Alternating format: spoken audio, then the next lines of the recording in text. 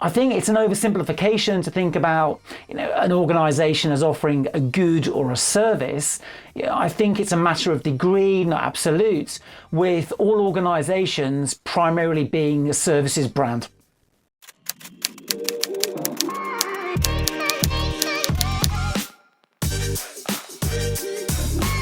Sure, my name's Darren Coleman. I'm the founder and managing consultant of UK-based branding agency Wavelength Marketing. We specialise in helping services brands to drive growth and retain relevance through brand experiences, and we're fortunate enough to work with some fantastic clients spanning Europe, the Middle East and Asia Pacific.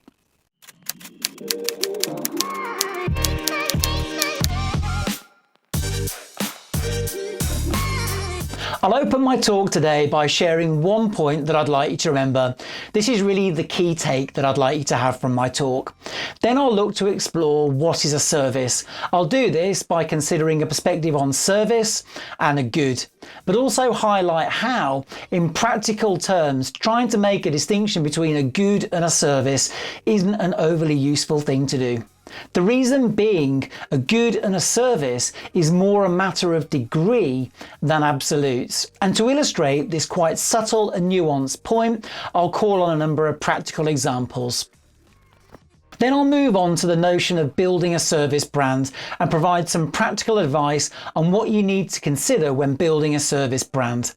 This primarily relates to focusing on service as the source of value, thinking about the characteristics of a service brand, and also thinking about how to measure service brand performance.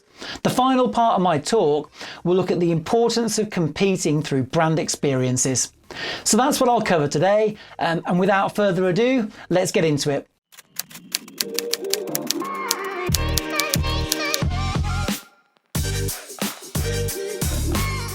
If there's one thing that I'd like you to remember from this keynote, it would be to consider your organisation as primarily a services brand. The reason being, this will pave the way for new opportunities for you to deliver meaningful and differential value to your customers and other stakeholders.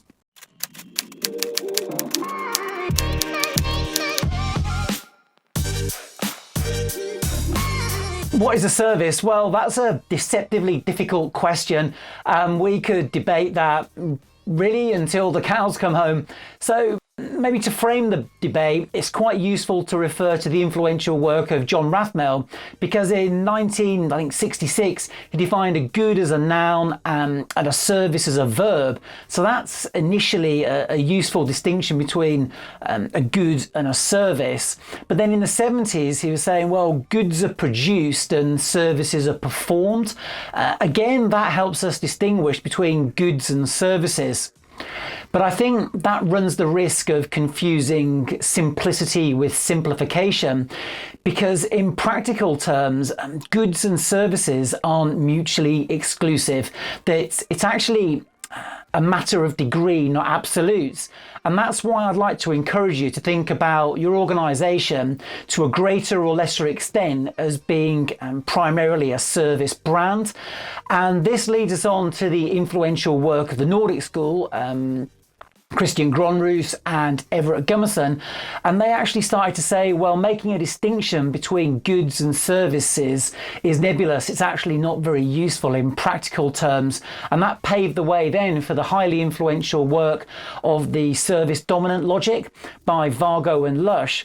And what Vargo and Lush were actually saying was that the main unit of exchange was service, and that value lay in services.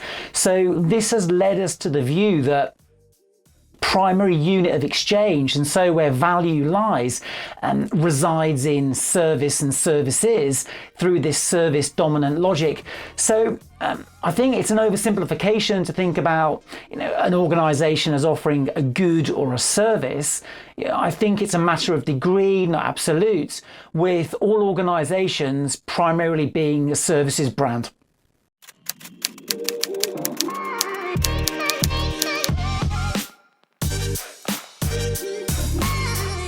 So So to understand what I mean about goods and services being a matter of degree and not absolutes, try to visualize a continuum. So on one extreme of the continuum, you've got organizations that are selling primarily a physical or tangible good, such as salt for the road when it's snowing or it's icy, for example. At the other end of the continuum, you've got organizations that are selling primarily something that's intangible, consulting, legal services, that type of thing. But when you think about an organization that's selling rock salt, actually what they're doing is they're selling a service. It's safe transportation. So the good, salt, is a means to an end. It's a mechanism for delivering the value, i.e. the service of safe transportation. But in order to really deliver differential value to their customers, these organizations that are selling primarily a physical good need to think about the intangible service or services that they can wrap around and augment that physical good with. So for example, do they offer a 24/7 service? Do they maybe provide some predictive analytics to help their clients understand the amount of salt that they may need based on weather forecasts, for example? So that's an example of a company that's selling something that's primarily a physical good that renders a service, but can look to differentiate itself through services. At the other end of the extreme of the continuum, we had a consulting company, for example, that is essentially selling something intangible as a service and a promise. So to reduce the perceptions of risk associated with what is primarily intangible, i.e. advice, consulting, you see these big law firms and consulting companies making the intangible tangible through goods. So for example, you walk into a high-end corporate law firm, there'll be probably the Financial Times or the Economist or a broadsheet business paper. There'll be posh, fancy, expensive leather chairs, oak furniture, etc. Immaculate offices to reinforce the premium nature of the intangible offer they've taken to market. But in order to tangibilize the intangible, they need to use physical goods. Whereas at the other extreme, we had the company selling rock salt, and what they needed to do was actually use service to differentiate themselves in the market. So that's what I mean about it's a matter of degree, not absolutes. On one hand, you've got a company that's selling primarily a good and rendering a service, but differentiates itself through the services that it wraps around its physical good, road salt. But at the other end of the extreme, we've got a company that's selling primarily an intangible, a law firm consulting, but in order to reduce the perceptions of risk associated with their intangible offer, they need to use physical goods to tangibilize the intangible.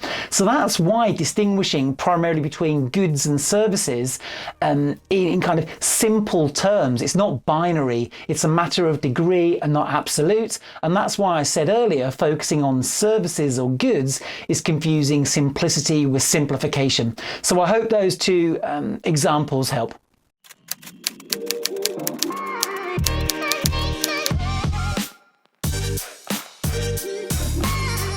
So in terms of 3 bits of practical advice for the awesome 15 seconds crowd today, firstly, I would say consider your organization as a service brand as opposed to goods. The reason being that goods render a service, goods are a means to an end, which ultimately means that value resides in the service the good renders as opposed to the good itself. And by focusing on the service, you'll then be focusing on the differential and meaningful value that you're putting out to your customers and other stakeholders in the marketplace. And also by focusing on goods, you run the risk of commoditizing your offer. So if you're selling a good, there's only so many things you can do with that. Make it smaller, bigger, faster, slower, weaker, stronger, etc. So once you've exhausted all of those physical, tangible, functional features, your only competitive route is price. So that's why focusing on the goods and by definition functional tangible features can run the risk of commoditizing your offer and getting you sucked into price-based competition, unless you've got bulletproof IP around your product, which is pretty hard to get these days. So my first point is focus on your organization as a service brand, and that's a route to differential value being delivered into the marketplace. So if you are going to focus on your organization as a service brand, you need to understand the characteristics of a service brand.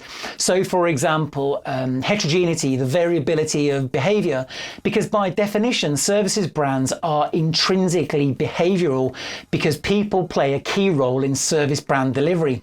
So as humans, we have good days and bad days. We have our ups and downs, and that's only human. But what this means is that those responsible for delivering service brand experiences, you need to work very closely with HR to ensure that you're recruiting, inducting, training, rewarding, managing your employer brand in a way that facilitates the delivery of more consistent brand experiences.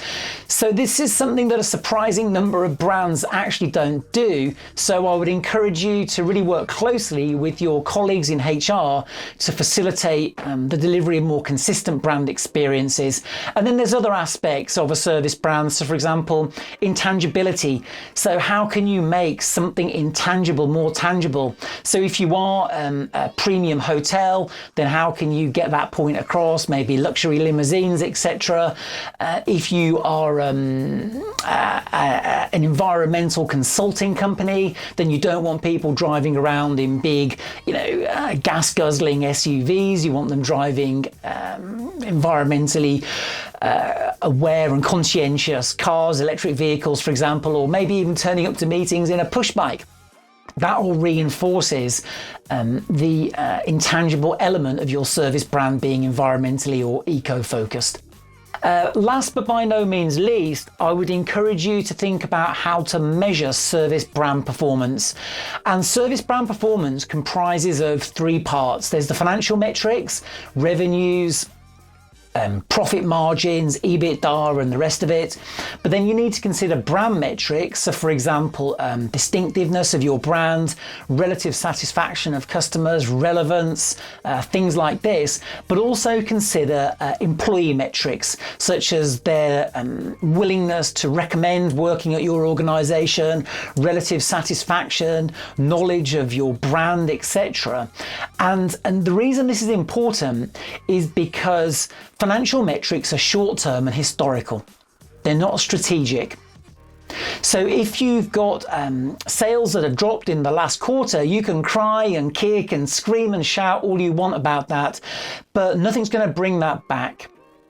Whereas if you focus on employee and brand metrics, they are leading indicators. They're a bit like a crystal ball into the future.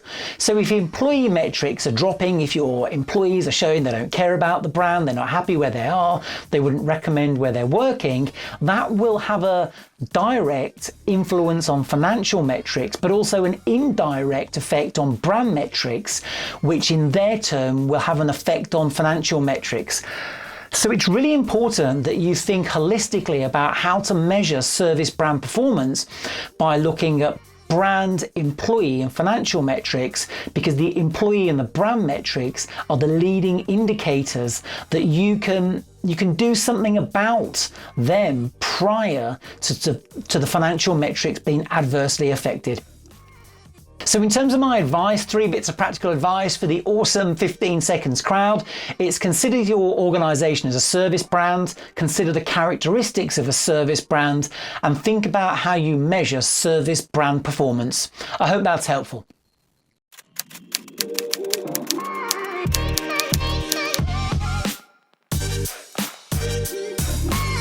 So in terms of any other pearls of wisdom I've got for the 15 seconds audience today, well, I'd encourage you to think about the importance of competing through brand experiences. My keynote today is focused primarily on the importance of service to try and encourage companies that may be goods focused to evolve and develop and move from goods to service and competing through services. But really the real action is in terms of competing through brand experiences. And that's got two components. First, it's about clearly understanding and articulating your brand. But then secondly, bringing your brand to life at various touch points throughout the customer journey. And that can relate to pre-purchase, purchase and post-purchase. So let's take the example of rock salt for the road again, because that's a fairly dry example, no pun intended. But if you've got a rock salt business and you're selling rock salt into airports and governments, private estates, for example, and you've got a value of being dedicated, well, what you need to do is firstly map out the customer journey, pre-purchase, purchase and post-purchase, and think about how you can bring that value of being dedicated to life at those touch points. So maybe pre-purchase, go to real lengths to show how you can deliver service at given touch points in a really dedicated way. When it comes to delivering the salt, deliver it when, where and how the customer wants to show that dedication. And then possibly post-purchase, if there's been a big storm or something like that, call up the client and just say, how did the product perform? How did things go? Is everything okay? Was everything safe? Did people, travel safely, etc., i.e. the good rendering the service?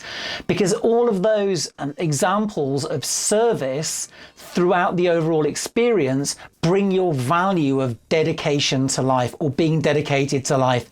So it's not just a case of considering service, but I'd encourage you to consider the service touch points in the context of the overall experience, but also intersect those service touch points with facets of your brand, values, personality, positioning, and bring them to life at those service touch points so you can distinguish your brand in emotionally relevant ways to your target customer and other stakeholders.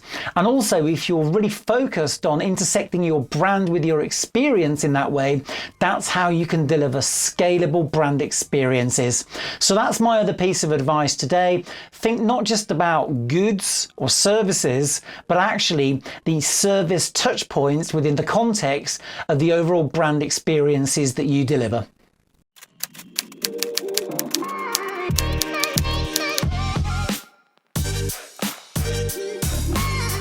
It's my pleasure. Thank you for inviting me along. I think 15 Seconds is an awesome event. I'm sorry I couldn't be there in person, but COVID travel made things slightly problematic this time, but I'm hoping to be there in person next year. If you have any questions or want to connect with me, please do so. My LinkedIn, email and contact details will follow. So enjoy 15 Seconds and do keep in touch. Thanks a lot. Bye now.